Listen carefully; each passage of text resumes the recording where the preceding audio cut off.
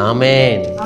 கர்த்தருடைய சிந்தனை எப்படி இருக்குது? கர்த்தருடைய பிள்ளையே, நாம் என்ன நினைப்போம்?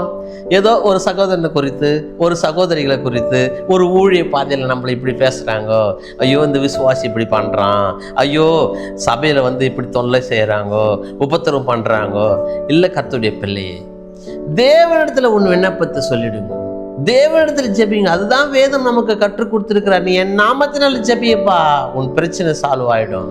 என் நாமத்தினால் நீ வேண்டிக் கொள்ளு, எதை குறித்துன்னு வேண்டிக் கொள்ளுங்க. அங்கே சொல்றாரு, அவர் சிந்தனை எப்படி இருக்குதான்? தேவனுடைய சிந்தனை பூமியை பார்க்கிலும் வானங்கள் எப்படி உயர்ந்திருக்கிறதோ, எப்படி இப்போ பூமிக்கும் வானத்துக்கும் எவ்வளோ உயரம் இருக்கும், அளவிட முடியாது. அவருடைய சிந்தனை கூட அப்படிதான், அளவிட முடியாது. நம்ம மேல் வைத்திருக்கிற பாசம், நம் மேல் வைத்திருக்கிற கிருபை, வேதம் அது மாத்திரம். அப்படியே உங்கள் வழிகளை பார்க்கலாம், என் வழிகளும் நம்ம நினைக்கிறத பார்க்கலாம், அவர் நினைப்பு வேற மாதிரி இருக்குதான் பாரு. ஏன்னா அவர் நம் பாவங்களை, என் பாவங்களை மன்னித்தது யாருங்க? தேவன் தானே. என் அக்குறமங்களை மன்னித்தது யாரு?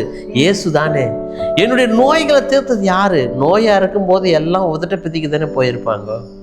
நாம் பாவிகளாக இருக்கும்போது எல்லாம் நம்மளை தூற்றி தானே தெரிந்திருப்பாங்க. நம்ம துன்மார்க்கமாக வாழும்போது நம்ம எல்லாருமே கேலி தானே செஞ்சுருப்பாங்க. ஆனால் அவர் சிந்தனை அப்படி இல்லை. அவர் நம்மை நேசிக்கிற தகப்பன்.